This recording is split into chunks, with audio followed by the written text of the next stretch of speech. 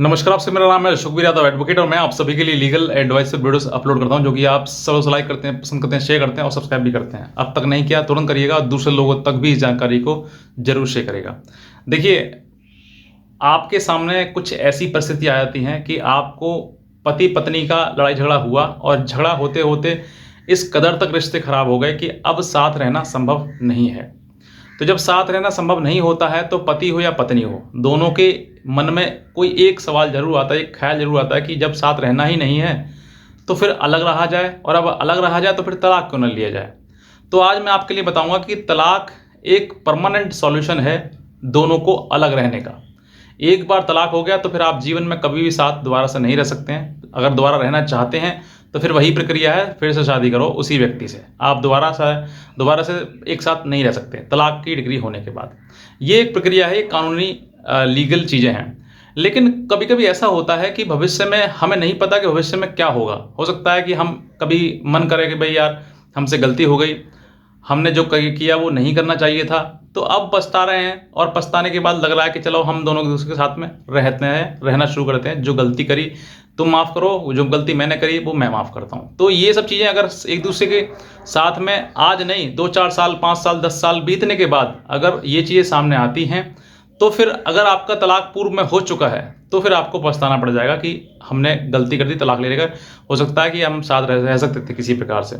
तो अब देखिए, इसका और बेस्ट सॉल्यूशन है, अगर आप तलाक ना लें तो तलाक से भी बेहतर रास्ते हैं जिनके द्वारा आप अपना जीवन यापन अलग भी कर सकते हैं, और अगर शादी करना चाहें तो शादी भी कर सकते हैं। और आप अपने जीवन साथी के रहते हुए आप कहीं पर भी किसी भी जगह पर कुछ भी काम वगैरह कुछ भी कहीं पर जाकर रह भी सकते हैं, फ्री अपनी ज़िंदगी जी भी सकते हैं।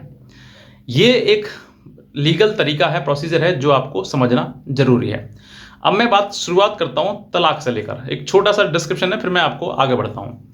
तलाक अगर आपका हो गया तो ये परमानेंट सॉल्यूशन हो गया कि आप दोनों पति पत्नी नहीं हैं। दोबारा से शादी आप करोगे फिर से उसी महिला से या उसी पुरुष से, तभी आप दोबारा से जीवन जी पाएंगे पति पत्नी वाला, वरना आप पति पत्नी नहीं हैं। ये एक प्रक्रिया है। और ये एक ऐसा भी है कि मान लीजिए आपका तलाक हो गया, म्यूचुअली आपका डाइवोर्स हो गया, तो फिर दोबारा से आप चाहें कि इसको रिकॉल करा लें, इसको दोबारा से कैंसिल करा दें, खारिज करा दें, तो वो भी संभव नहीं है। आप फिर दोनों पति पत्नी कितने भी जोर लगा लीजिए फिर नहीं हो सकता है।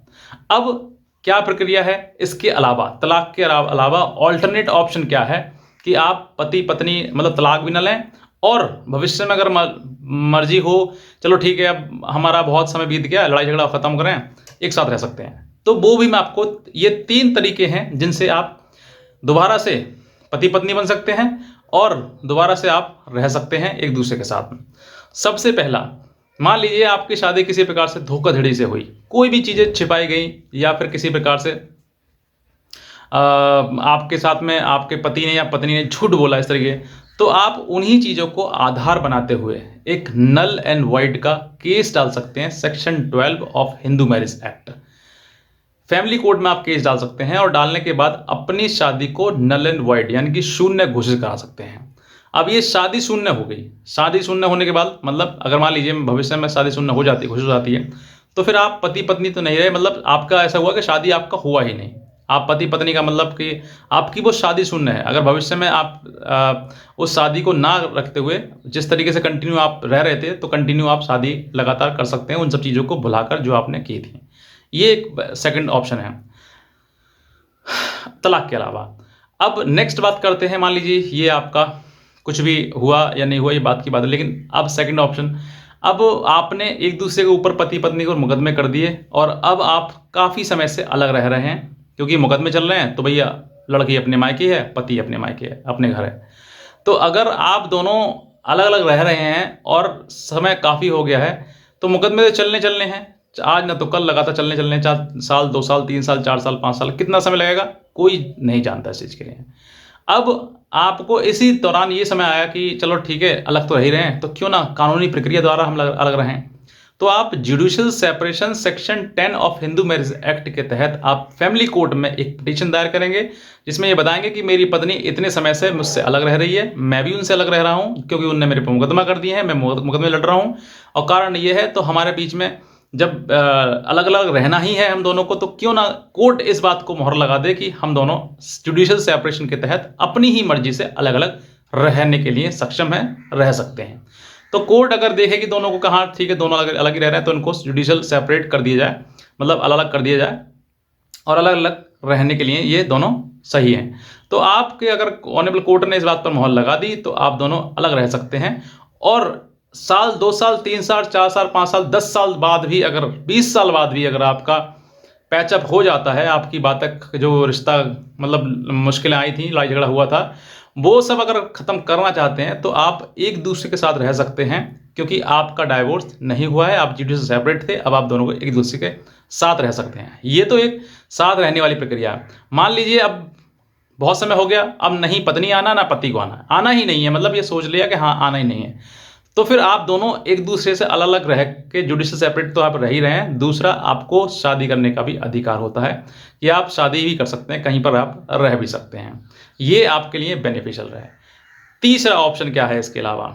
ये तीसरा ऑप्शन ये है कि अब मान लीजिए आप कोर्ट जाना ही नहीं चाहते हैं, आप चाहते हैं सर ये इतना लंबा समय हमें नहीं पसंद, ना हम तो हम नल वॉइड जाते हैं, ना हम जुडिशियल सेपरेशन जाना चाहते हैं, ना हम तलाक लेना चाहते हैं, हम तो बस ऐसे रह रहे हैं, वैसे ही रहना चाहते हैं बस, हमें ज़्यादा लंबी प्रक्रिया, क्योंकि हमारे पास ना टाइम है, ना हम इन सब झमेले में पड़ना चाहते हैं। बहुत से ऐसे लोग होते हैं जो ये चाहते हैं सर मेरा बस मूड ख़राब है, मैं नहीं चाहता हूँ कि इन सब चीज़ों में ज़्यादा लंबा खींचूँ मैं, बस ये है कि बस किसी भी तरीके से कुछ शॉर्ट ऑप्शन बता दीजिए जिससे कि हम दोनों अलग रहें, और हमें ना मुझे उससे कोई दिक्कत, ना उसे मुझसे दिक्कत, दोनों को कोई दिक्कत नहीं होनी चाहिए। तो इसका और ऑप्शन है, थर्ड ऑप्शन ये है कि आप एक स्टाम्प पेपर पर आप दोनों ही म्यूचुअली इस बात को लिखें कि हम दोनों रजामंदी से अलग अलग रहना चाहते हैं और रह रहे हैं, काफ़ी समय से रह रहे हैं, आगे भी रहेंगे, और हमें एक दूसरे से कोई आपत्ति नहीं है। भविष्य में कोई व्यक्ति स्वतंत्र है हर व्यक्ति के लिए, हर काम करने के लिए, तो एक दूसरे के लिए हम ना ही कोई आरोप लगाएंगे ना कोई मुकदमा करेंगे। ये आप करते हुए जो है आप एक judicial separation, judicial stamp paper आता है, उस स्टाम्प पेपर पर आप ये लिखवाते हुए दोनों की साइन और फोटो और गवाहान के फोटो साइन लेकर आप इसको नोटरी द्वारा या रजिस्टर्ड भी करा सकते हैं, रजिस्टर करा सकते हैं। कराने के बाद आप उसको कॉपी उसकी संभाल के अपने पास में रखें, और आप दोनों पति पत्नी भी हैं, अलग भी हैं, और आपको कोई दिक्कत नहीं, आप अपनी ही मर्जी से अपना जीवन जो है जीना चाहते हैं, लेकिन अलग। तो आप ये भी एक अपने आप में एविडेंस है, प्रूफ है। भविष्य में आपके ऊपर कोई केस कोई भी पक्ष करता है तो आप उसको दिखा सकते हैं कि देखिए हमारे बीच में ये कॉन्टैक्ट हुआ था और इस तरीके से हम अलग रह रहे हैं। तो ये तलाक के अलावा ये 3 बेस्ट ऑप्शन है। पहला नल एंड वॉइड, दूसरा जुडिशियल सेपरेशन, और तीसरा ये जुडिशियल स्टाम्प पेपर पे लगाकर। तो आप इस तरीके की आप तीनों ऑप्शन में से कोई भी ऑप्शन चूज कर सकते हैं, आप किसी भी तरीके से आ सकते हैं, जो आपको बेस्ट लगे वो कर सकते हैं। तो अगर आपको ये अच्छा लगा है तो आप तुरंत नीचे सब्सक्राइब करें, बेल आइकन प्रेस करें, शेयर जरूर करें दूसरे लोगों तक में, ताकि और भी पति या हस्बैंड जो हैं इस तरह की प्रक्रिया में जो गुजर रहे हैं वो समझ सकें कि वाकई क्या किस तरीके से जीवन व्यतीत करना है। बस इतना कहना चाहूँगा। आज का वीडियो था, आपसे बहुत धन्यवाद।